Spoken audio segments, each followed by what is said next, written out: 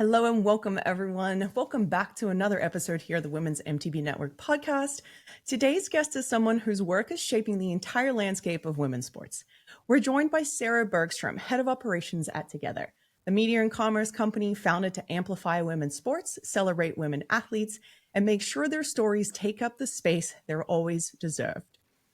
If you've seen the phrase, everyone watches women's sports, you've seen the impact their work has done. Sarah sits at the center of that mission, bringing big ideas to life, pushing the industry forward, and helping create moments that shift culture far beyond sport. Today, we're talking about the mission behind Togethxr, the work they're focused on next year, and how all of us can play a role in growing women's sports. I'm stoked for this conversation, so let's get into it. Hey, Sarah, thank you so much for joining us. Thanks for having me. That was an incredible preamble. And while I appreciate being named at the center of that, we have an incredible team doing this work. We really take the name Togethxr to heart. We do this together. So you are a part of that. Listeners are a part of that. Our entire staff at Togethxr is a part of that. But appreciate that and super excited to chat. Preach it, preach it. And that's true. And that's something I really want to get into because it is a movement that we have here, right? Like the first time I saw everyone watches women's sports, I felt like, yes, someone is saying it. My brother's about to have a baby. His wife's about to have a baby. And I want to get one of the little onesies that Yes.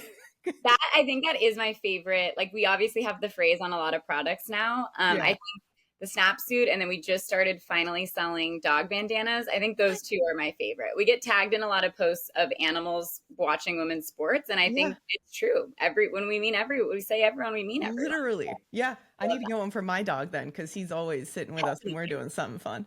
Well, again, thank you for joining us. I'm incredibly excited to have you. Before we kick off, what's that team jersey that you're wearing right there? Who is that? Yeah, I'm excited to kind of bust this out for the podcast. But this year, we had the incredible opportunity to partner with London City Lionesses. They are, if you're not aware, the first ever independent club in the WSL. And what that means is they're not affiliated with a men's side. You know, in the UK, obviously, we are used to seeing clubs like Arsenal, Chelsea, Man City, who have both men's and women's teams sort of under one banner. Michelle Kang is an incredibly innovative investor and came in to buy London City and really wanted to build and prove that the business model of an independent women's club was one that was viable. And we believe that. So we got incredible outreach kind of just before the season started about interest in partnering on a front of kit sponsorship. As a lifelong soccer player, I think I probably never could have dreamed of something like that happening.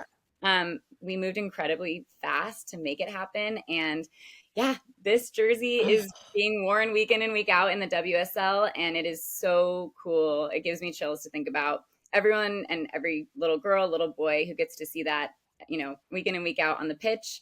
And it's been really fun to work with a team who's kind of reimagining what it's like to build a women's sports team and show up in a league that's really historic, but with a new perspective. Yeah. No, I mean, I think some of the folks who listen to the podcast long-term know that I used to be a soccer player myself. I was born in Brazil, moved to Australia when I was very little. So soccer is the Brazilian in me always comes out. And in the Sydney Olympics in 2000, I was a translator for the Brazilian women's soccer team. And I remember watching the U.S. team with Mia Hamm and Julie Fowler, like all those women being in the pitch, watching that against the Aussie team. And there were like 200 people in the stands. Really? There wasn't that many people like at all. And then fast forward to the last Women's World Cup in Australia. And my youngest brother has 3 girls.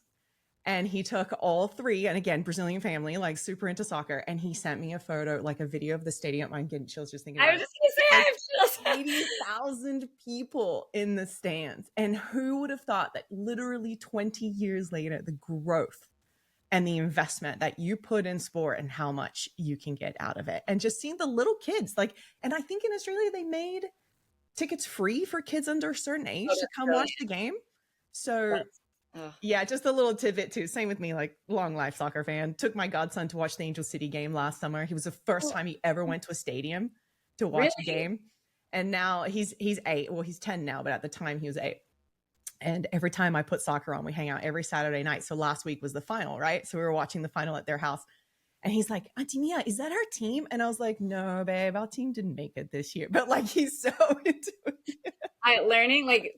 Learning to be a sports fan is such a like we can all connect with that. Yeah. I think like that early heartbreak or like early understanding of like, wait, maybe my team isn't that good or like they are good, and like Yeah. it's just very very sweet. Angel City is a great Oh, yeah. stadium and experience for someone's first game. I think they that do an incredible job. I love game day there, Yeah.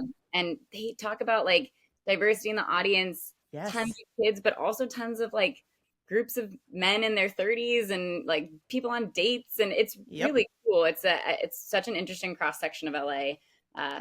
That's cool. What position did you play? Striker. I was a striker. Same. Hence why I have like the worst ankle injuries. That I had double ankle reconstruction surgery like 12 weeks ago because Oh my god. my career ended when I was 20. I got tackled by someone. My ankle was just messed up.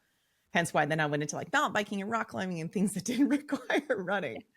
And then, yeah, last year I stepped on a shopping cart and while I was visiting my family in Australia, and I tore the inside of my ankle pretty Oh bad my god. because the lateral side was so messed up.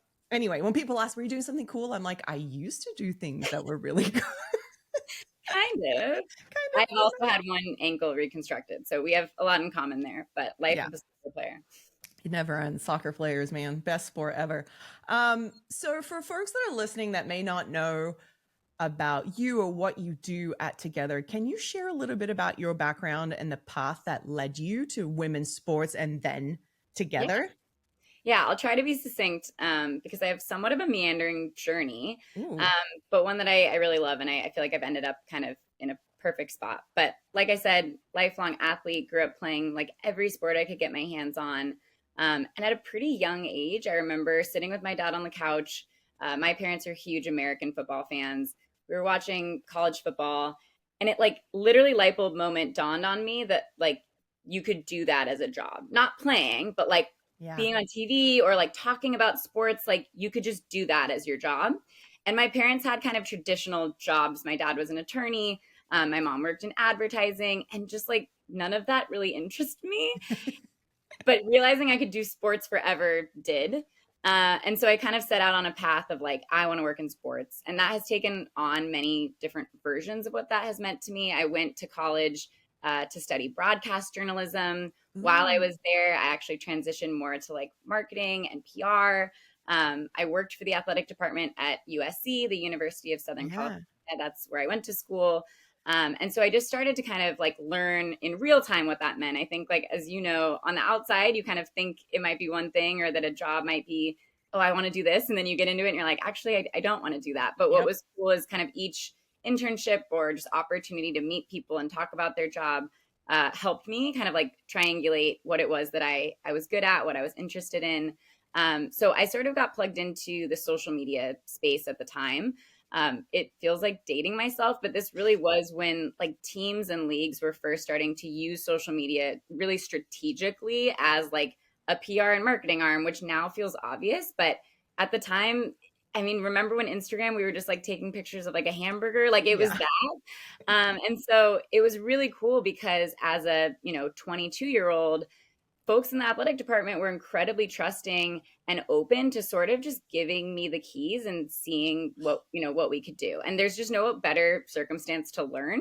I was certainly scared at times to make a Yeah. mistake, but there was such a great opportunity to try things, to experiment.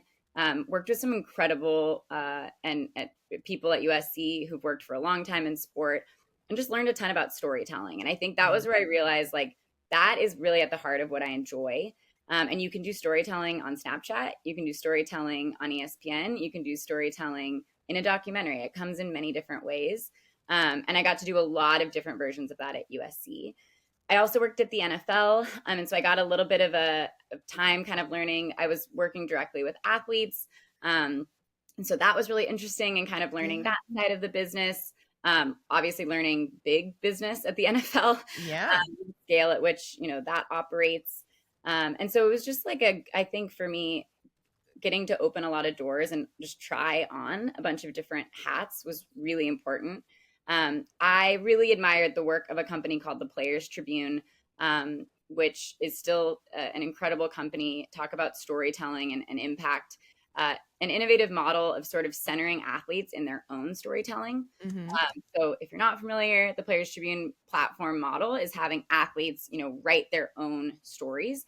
And sometimes it is the way that they break news. Kind of famously, it was where Kevin Durant announced he was going to the Warriors. Oh, yes. But it's also been, a place. Kobe Bryant wrote many stories with the Players Tribune. Derek Jeter was the founder. And it was just a really interesting and innovative model for a sports company. I really admired it. On a total whim, applied for a job and literally found out I got it. And they said, cool, can you move to New York in 2 weeks? I was like 24. I'd been to New York once as a child. But like the privilege of being young and single and not really having anything to my name was that I could. And so I dropped everything. I moved out there. Big culture shock for someone who was born and raised on the West Coast. Yeah. But it was great. And in that role at that company, I worked under and with a woman named Jessica Robertson, who would go on to found Togethxr. And so at the time, did not have Togethxr, in mind. Obviously, it didn't exist. But just a cool example of how people kind of come back and continue to be in your life. But Yeah. kind of continued to deeply fall in love with storytelling. Mm-hmm. And I think started to see more representation for women in that space. And I think up until then, I'd really had to sort of be in the men's sports space because there weren't a lot of jobs or people prioritizing women's sports, kind of on the media level. Yeah. At USC, oh no, I think I froze. That's okay. It'll Okay. record at a different At USC, sorry. No, you're At good. USC, I'd done a little bit of like storytelling with our female athletes, but again, it was sort of, I think, a lower priority than, the football team or some of the bigger money-making sports. At Players Tribune, and largely to credit Jess, we did work on stories with female athletes. And I think it reminded me like, this is core to my own identity. Yeah. And it felt really rewarding to get to work on those projects because I could see myself in them. I would take a interesting pivot and actually decided to go back to school to get a master's in education and taught kindergarten for 3 years. Wow, what a change. A big step outside of sports. I sort of had a large kind of moment of reconciling, am I doing a job that has impact? At the time, I was still working in social media. For anyone who works in social media, you know that the hours are long and you're sort of always online, and that does something to your mental health. That does something to your physical health. It's not good. And I just was kind of burned out of it, honestly. A lot was happening politically in the country at the time. And I just felt like, man, I want to do something and feel that I'm contributing more to society, to my community. And so for me, that was teaching. I've always really enjoyed working with kids. And so, yeah, I did that. I went back to school. I kind of thought I was hanging up my proverbial cleats for good, and envisioned that I would be teaching for a long time. I brought sports into my classroom. It was still key to my identity. And so that was really fun. But unfortunately, I sort of finished my master's in January of 2020. And so COVID really changed what teaching looked like. It was incredibly difficult for everyone, and especially as a new teacher, really, really hard to kind of figure out my place and feel good about the way I was showing up as a teacher, and wanting to support our kids, and just feeling really unequipped to do that at the level that they needed during that crisis. I taught for another year. So I did kind of 2 COVID years and reached a point where I sort of said, okay, I think I need to take a break from this. And the obvious answer was like, I'm going to go back to sport. And so Jess and an incredible group of athletes, Chloe, Alex, Simone, Sue, had started together in 2021. They'd actually been working on it in 2020, but COVID sort of delayed that timeline. And I'd remained close to Jess. And so I knew what she was working on. And I was like, man, that is cool. That's exciting. And as I sort of realized I was going to step away from teaching, I reached out and essentially said, like, what can I do? Like, put me in. I will do anything. Do you need a janitor? Like, what do you need? At the time, like, I think I joined when we maybe had 11 people. And I got to join as in a chief of staff role that was really essentially just like project management, jump in, utility player, help where I can. Startups are fun and crazy and messy. And it was a lot of just like day to day, what are the things we need to get done? How can I help?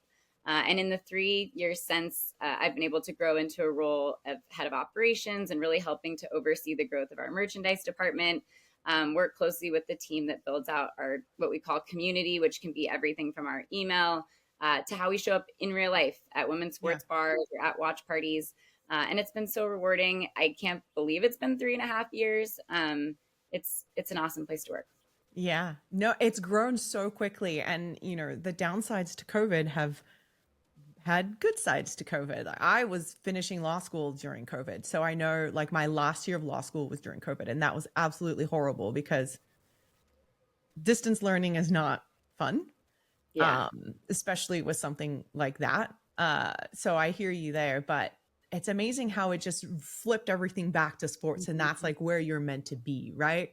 I love how sports has that passion in people. You're always going to come back to it in one way, shape, or form. Some people coach, some people go into industry like you. Some people, they give back. I think you're still giving back. It's just in a different way. Obviously, you're giving back just in a different way. So, as head of operations, what does your role usually look like? You said you grew into it, Jill of all trades, and then now you're like in this space. Tell us, like, what does the behind the scenes look like for you at Togethxr? Yeah, it's a great question. And operations as a word can mean so many different things at different Yes. companies I've learned. What I really love about my job is it like is never the same. Like no day is the same.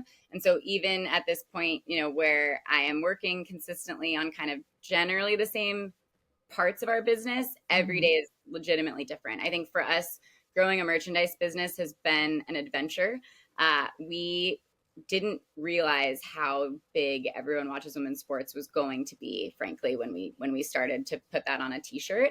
And we started out as a content company, so we didn't have the infrastructure around merchandise production and Mm-hmm. e-commerce and all of these things I've learned in the last couple of years of what it takes to operate a products business and do that day in and day out. So I got to just jump in and like learn in real time. So now a lot of what I do is working with our creative team, who is incredible in building out what products we should be selling and what that looks like, to help operationalize that and ensure that we're getting products in on time, getting products out on time, working with our vendors, and sort of mapping out how that's going to go over the course of a whole year. A Mm-hmm. good part of my role is strategy. And so kind of looking across our company, and thinking about how we operate and how can we, do that better, or where are there opportunities of growth in the women's sports space that we maybe haven't considered that we can test and try out. It's also looking at, like I said, our community. A big part of what I've done in my time here has helped grow our email newsletter audience.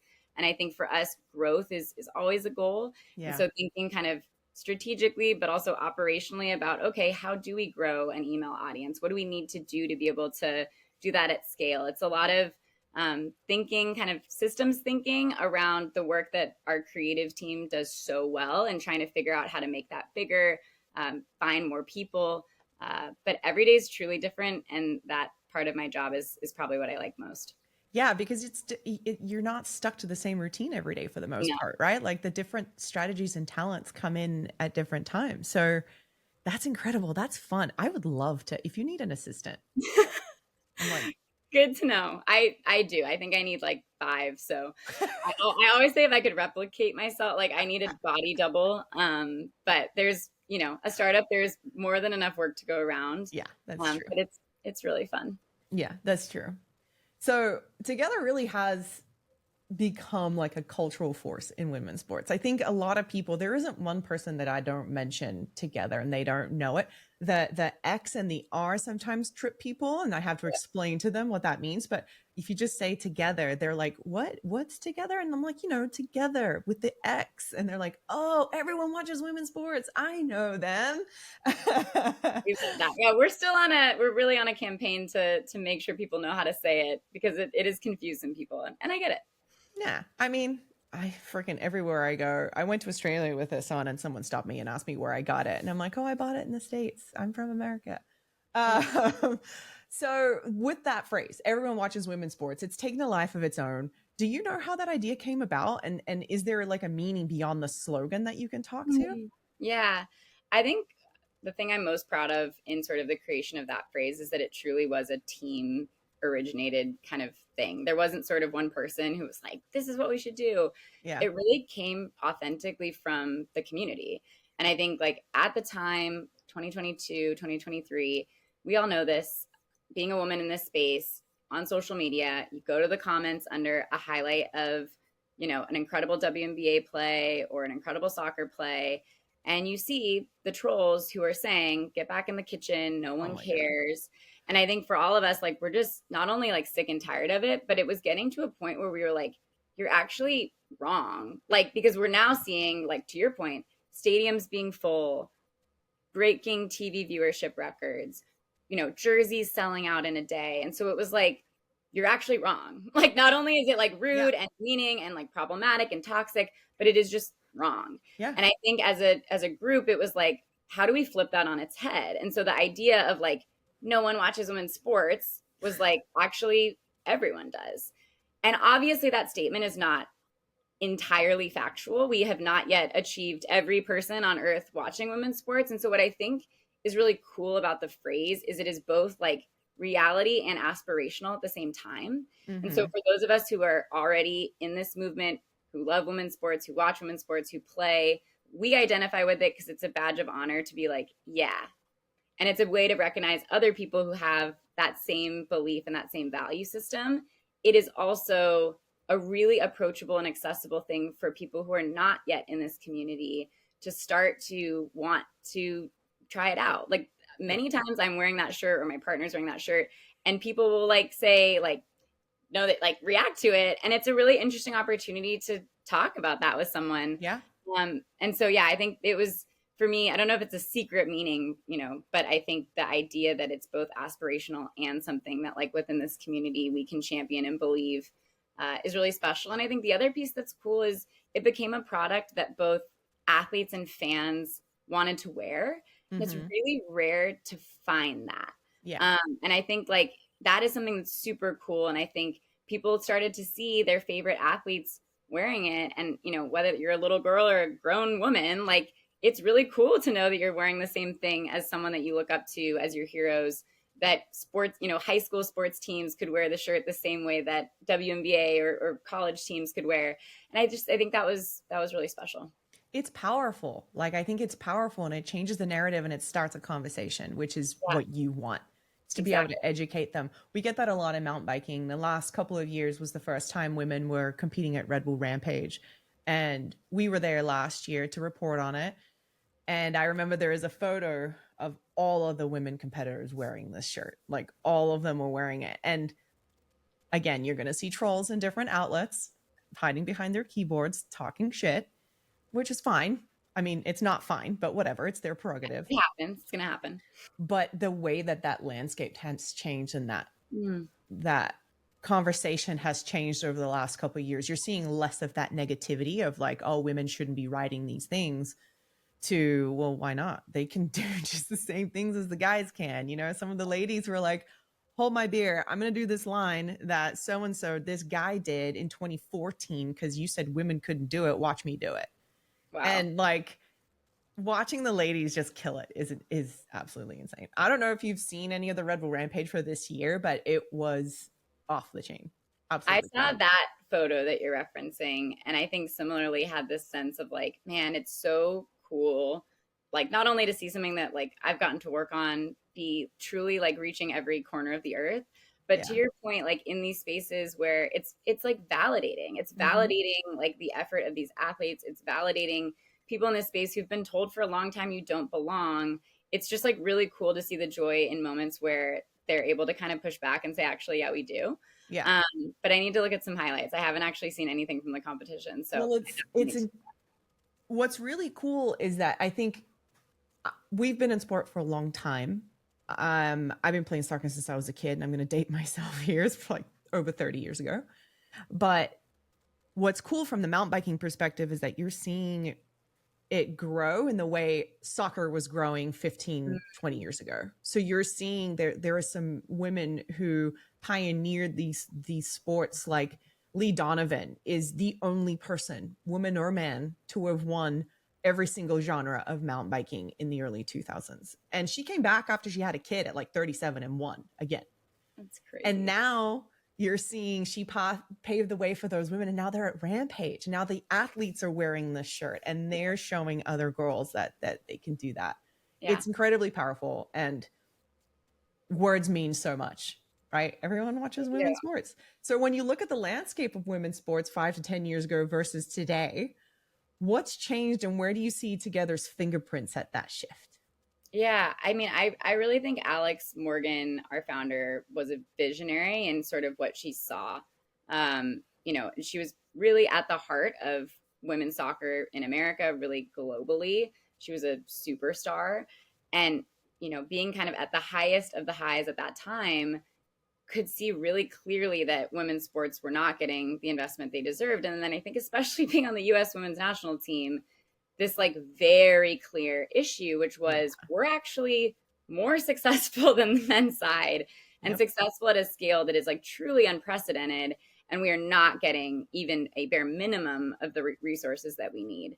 And so I think her experiences in that, and then also becoming a mom, just were really starting for her to think about like legacy, but also like what does change look like? And like, how do we drive that? Because I think we all sort of are like, yeah, like support women's sports, but it's hard to get your fingers around like, what does that mean? And so what she really saw was this really nasty catch-22, which is if you don't have visibility and viewership and people can't watch women's sports and can't access, then you're not going to ever increase like the brand dollars and the spend and the revenue investment in the space.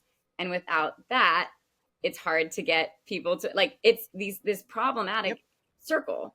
And so what she believed and what we believe is that a part of the way you can interrupt that is through authentic storytelling. Like Togethxr exists so that we can amplify and showcase more women to more people.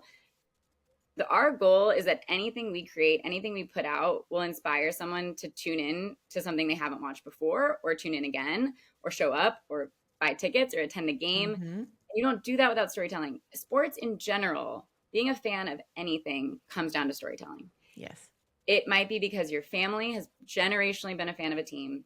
It might be because as a child, you saw an athlete do something that you thought was so cool, and then you started to learn every possible fact about them. Like all of our fanhood revolves around storytelling.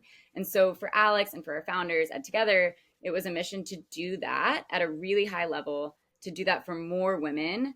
And then to hope that like rising tide lifts all boats, we can also like, we know that there were going to be more companies that came into that space. And that's great because the more that we have, the more visibility we have, the more investment we have.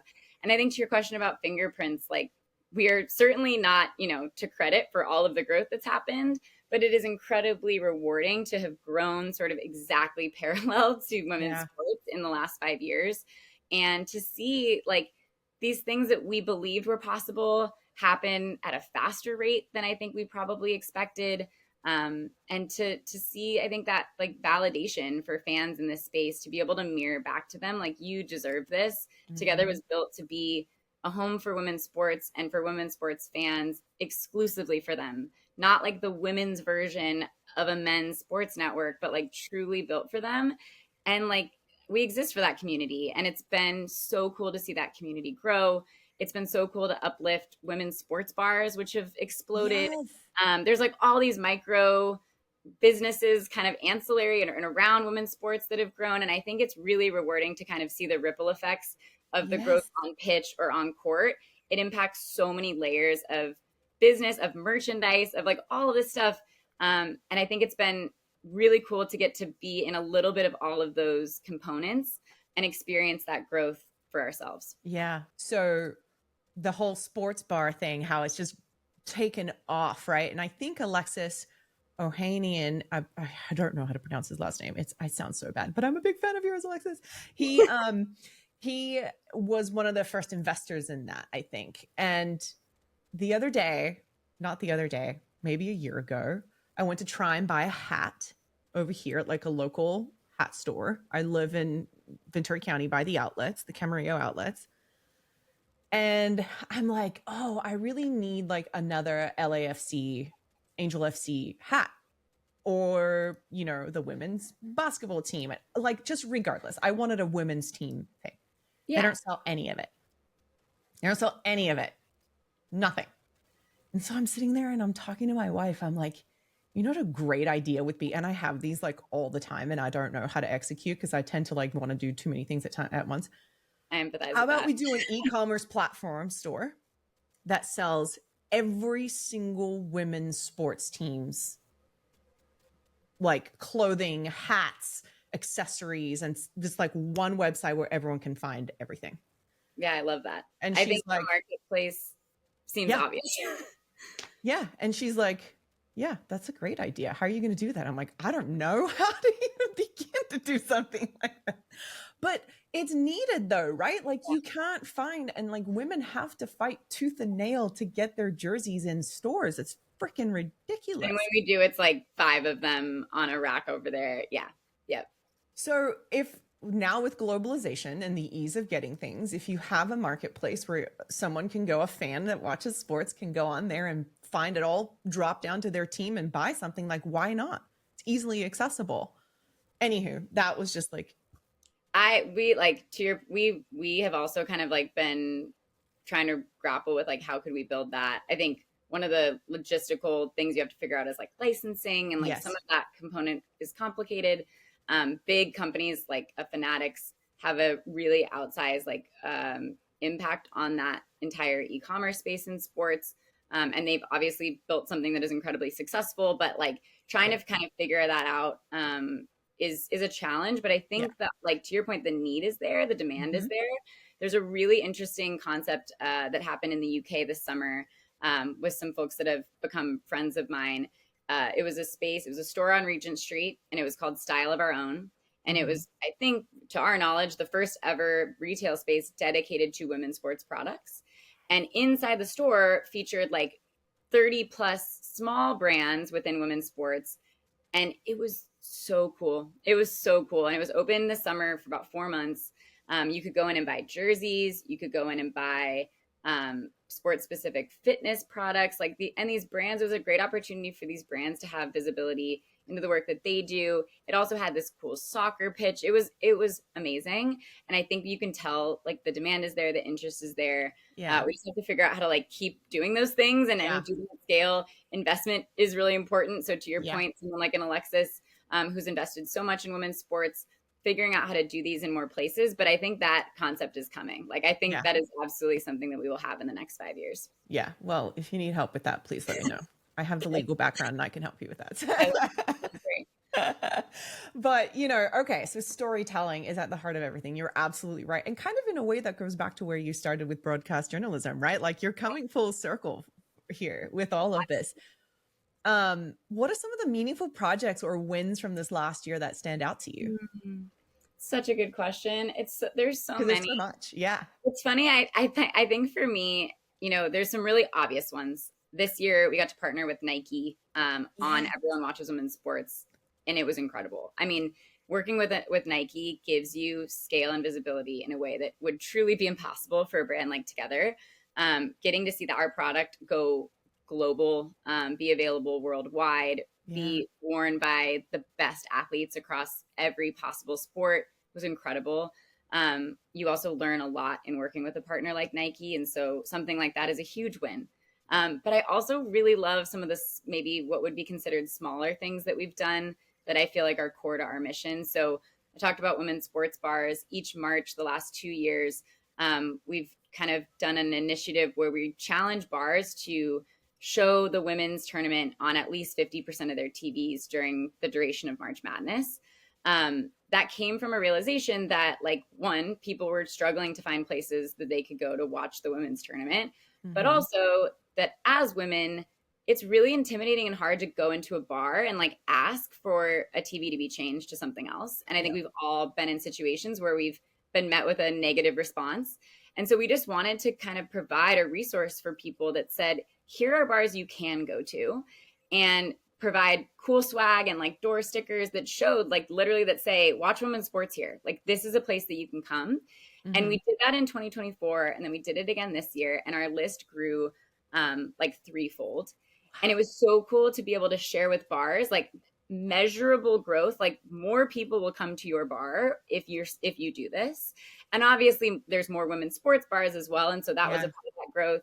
And that's something that I really love because that's addressing a direct need that we've heard from our community, which is that like I want to go somewhere and watch my game the same way that someone else does for men's sports. I think that one was a great win for us. I also think the London City one, obviously for me Yes. personally, was huge just as a soccer player. Another one that was great in March, we launched our book, a book called Play It Forward. It's a collection of sort of short uh, profiles of different athletes who are playing it forward in terms of changing sport for the next generation. And around that launch, we decided to do this really cool thing with little free libraries. I don't know, Hmm. Yeah. the little ones that are outside people's houses or in neighborhoods. I have two in my neighborhood. Yeah. So we bought 6 of them and we reached out to a ton of different publishers and basically said, what we want to do is put these little free libraries at 6 women's basketball conference championships. And we want them to be free and available to anyone who's coming to those games to grab a book about women's sports. So we want books that are written by athletes, about athletes, focused on women's sports. And we got thousands of books. It was incredible. And then we put them up at these conference championships and all of the books disappeared, which is the goal. And I love thinking about that because there's someone out there who got exposed to an athlete they'd never heard of for the first time. Yep.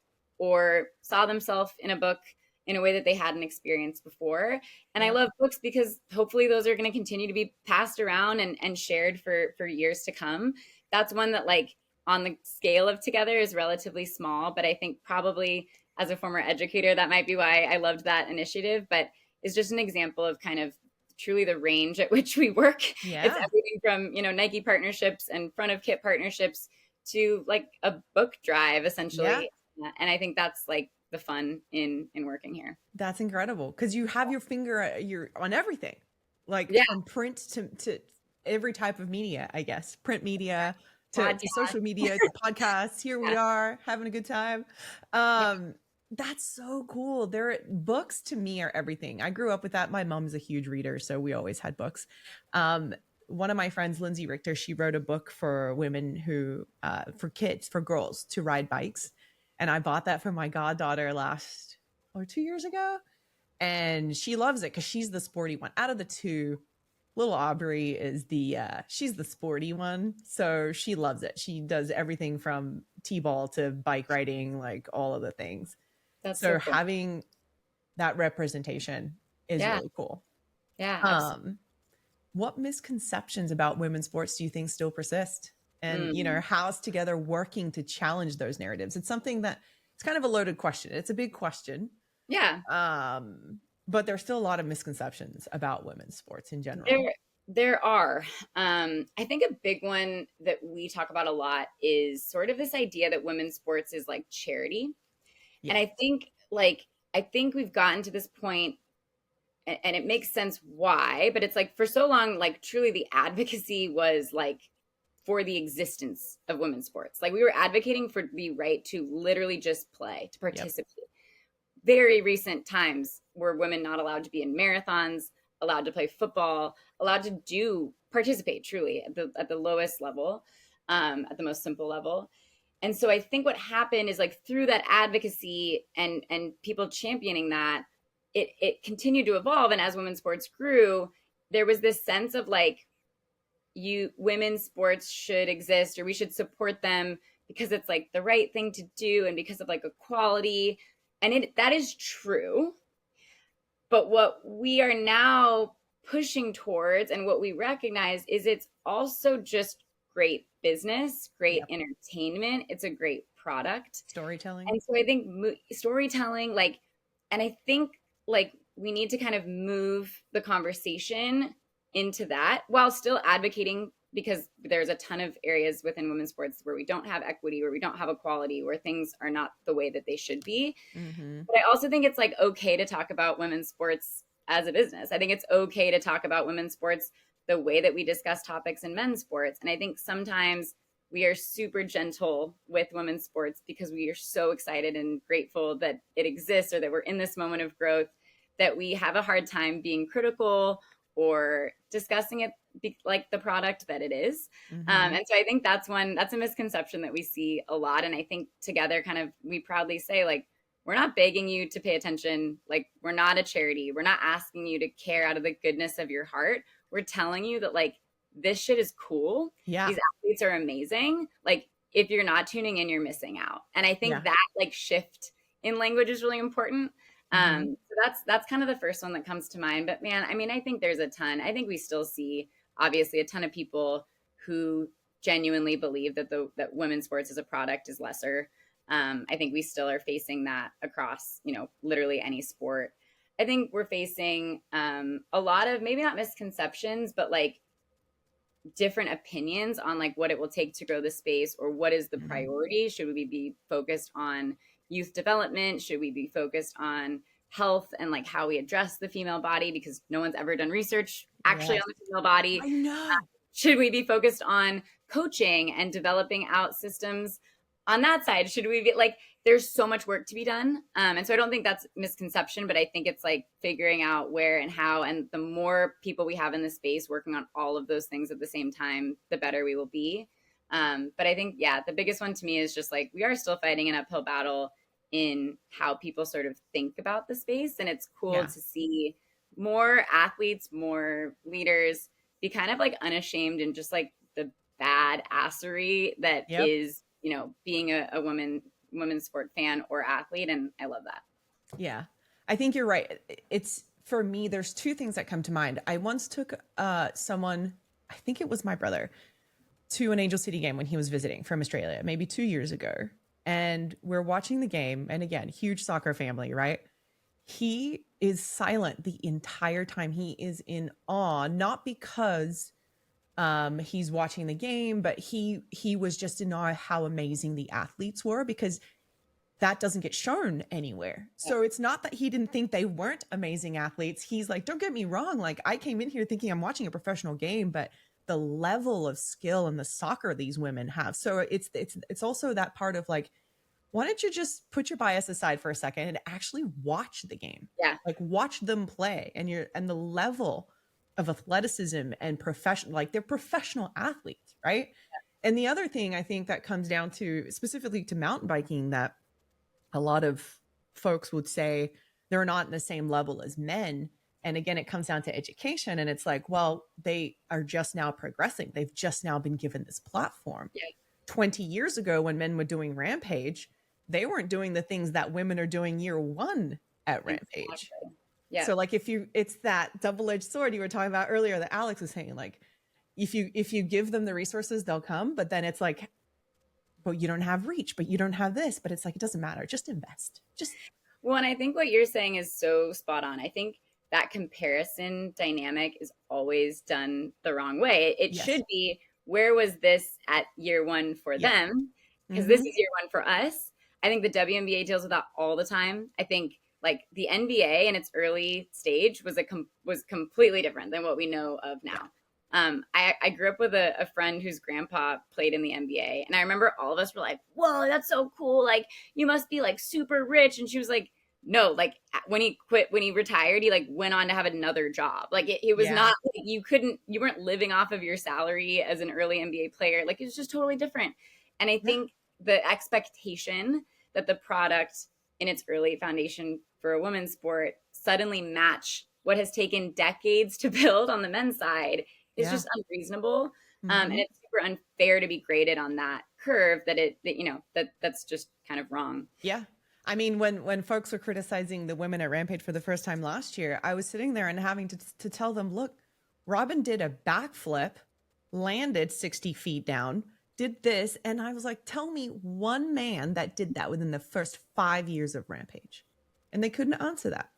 Yeah. So it's about the perspective, right? I guess it's the perspective of it. Well, looking ahead to 2025 and beyond, I mean, we're almost at the end of 2025 here. We're in December. Can you share any big goals that Togethxr has for next year? Any new initiatives, partnerships, or areas of focus? Yeah, I think, this is going to sound like a cop-out answer, but I hope like some of the references I've made prove it. What I've learned at Togethxr is like, even something that is my wildest dream then gets exceeded. So like if you told me, like if you'd asked, you know, what was on our vision board 2 years ago, I don't even think I would have ever even thought of like a front of kit sponsorship. And then that happened. Yeah. So I always sort of go into each year of like, man, something really cool is going to happen that like none of us will have expected. But I do think like where we're really excited to show up is we're obviously continuing to grow internationally. We're seeing that our audience is growing internationally, and it's super fun to be engaging with fans all over the world, not just in the US. I think we are really excited to build out our merchandise program. We love that we've been able to kind of launch Everyone Watches Women's Sports, but we want to bring that to more teams, to more spaces. So that's something we're very excited about. And I'm excited just as a company, like we've grown a lot, we've learned a lot. I think to your point, the first 4 years of our company existed at a time where women's sports was sort of just developing and the space was kind of a white space, and we learned alongside everyone else. And I think we're kind of now at this turning point of, I think the next 4 years are going to look really different because we've helped to build a true business within this space. And so I'm excited to kind of level up everything that we're doing. And I'm excited to get to be champions of something that we've kind of proven a little bit that everyone does watch women's sports. And so now that we've gotten that attention, like, what are we going to do with that? What kind of like visionary and bold storytelling do we get to do? What athletes do we get to work with? So there's a lot I'm excited for. I don't think I have anything specific I can like tease out. But I think just like getting bigger, getting better, but still remaining like that core, which is storytelling, community. Yeah. But I don't know. Well, I don't know. Like, will we have a Super Bowl halftime commercial? Will we have a giant billboard? Like something's gonna happen. I'm manifesting these ideas, but something crazy is gonna happen. So Can you imagine? Oh, that would be so incredible. Absolutely incredible. I think I would cry. same. I think either way, like you're right. It's going to grow in unexpected ways because you never know the next best thing that's going to come and help grow women's sports. Yep. Right. I want to kind of touch base a little bit on folks who want to get involved supporting women's sports. And what would you recommend is like a great place to start? I think the best place to start is like watch. I think you just said it. Like whether you are a hater or you just truly have not been exposed to it, don't know anything about it, like the best place to start is to watch. And I think like that is because you will authentically gain an appreciation or curiosity. Like, ooh, who's that player? What's that person's story? What's happening there? So like the starting point is like literally just watch, follow. And I mean, like what I mean there is the next layer of watching is then following reporters, people who are active in this space, companies like Togethxr, teams, because that's where you're going to start learning a little bit more. That's where that storytelling is going to start to come to life. You will find things you have in common with athletes. You will find causes that are important to you. So I think that's kind of the next step.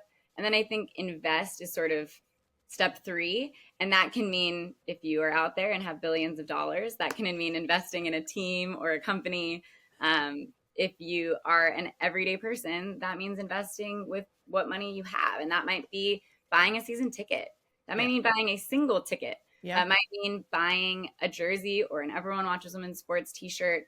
You know, we show what we care about with our dollar. And I think that's a really tangible way to be involved in the space.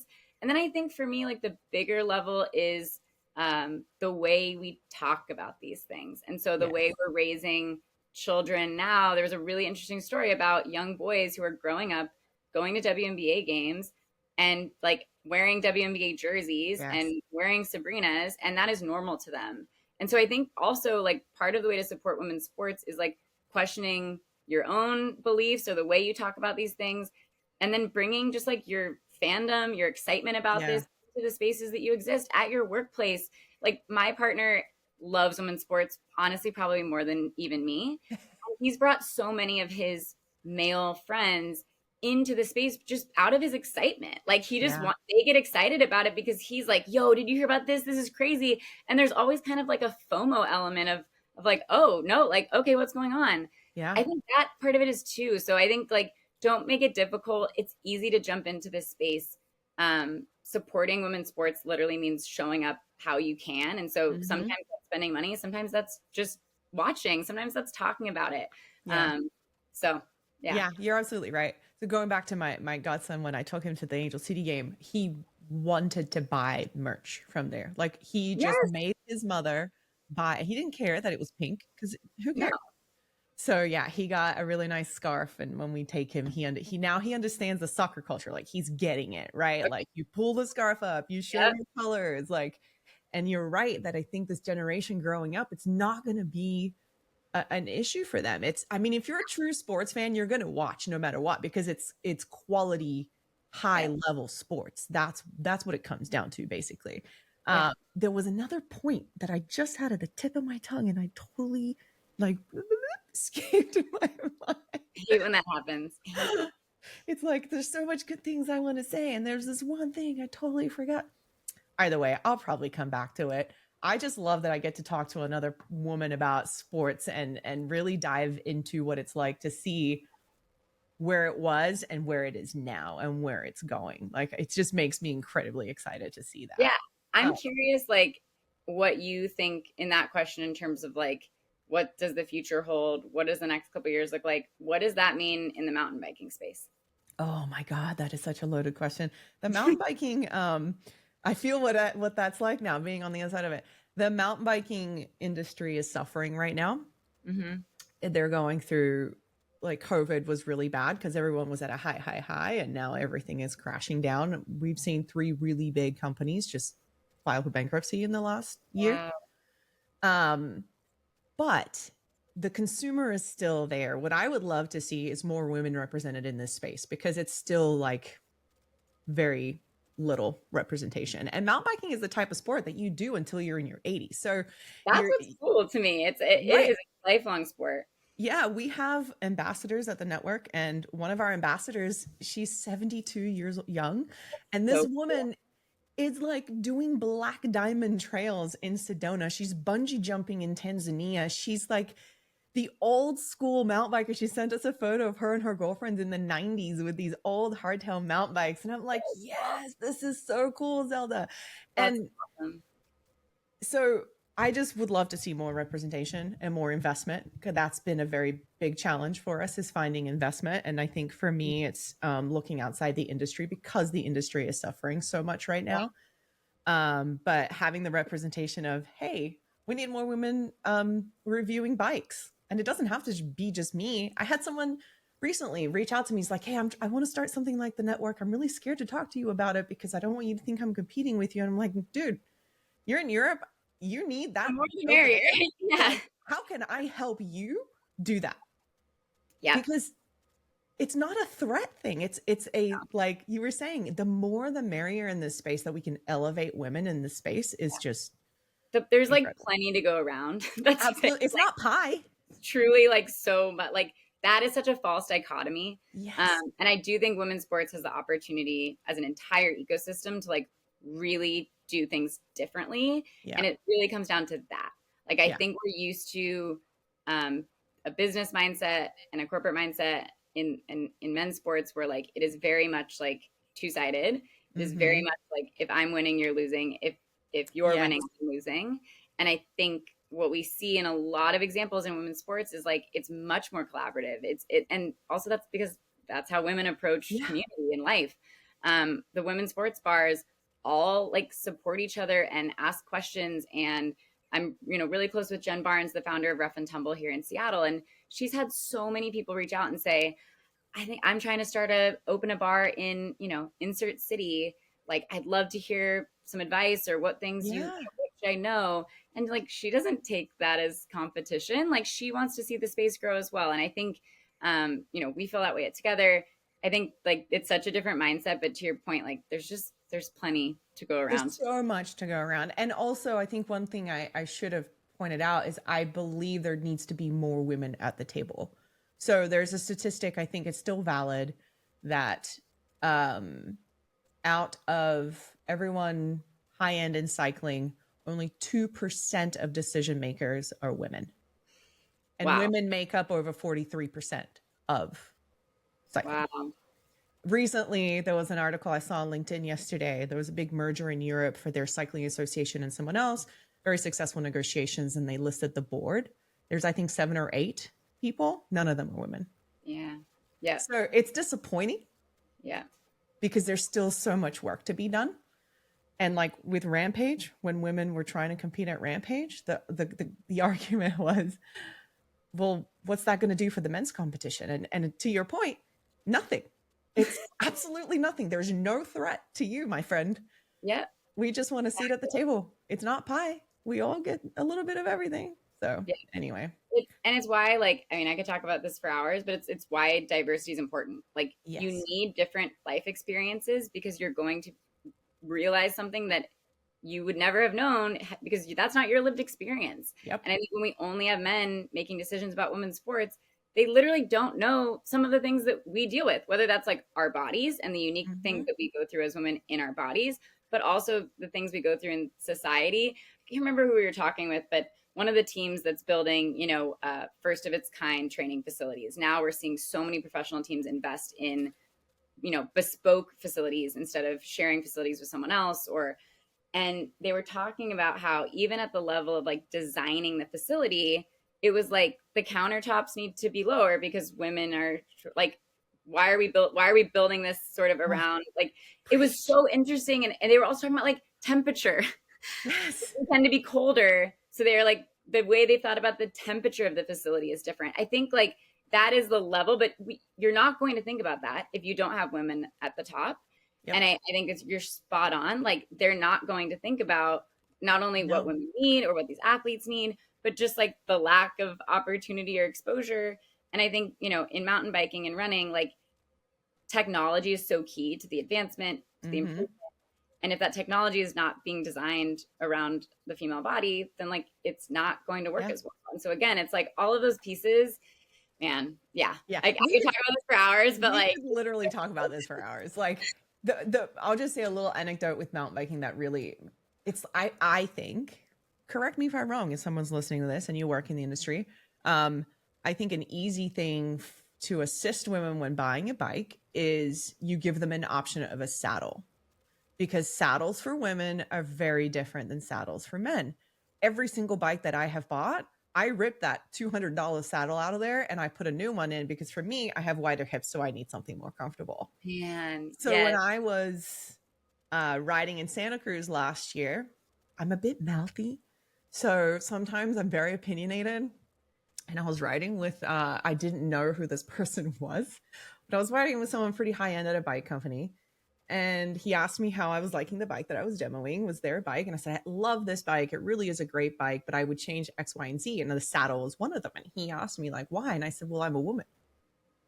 I mean, I need a different saddle. Like, I'm not, and we're so different in our body ranges that there are women that saddle would fit for. So give them an option. You're spending $9,000 on a mountain bike.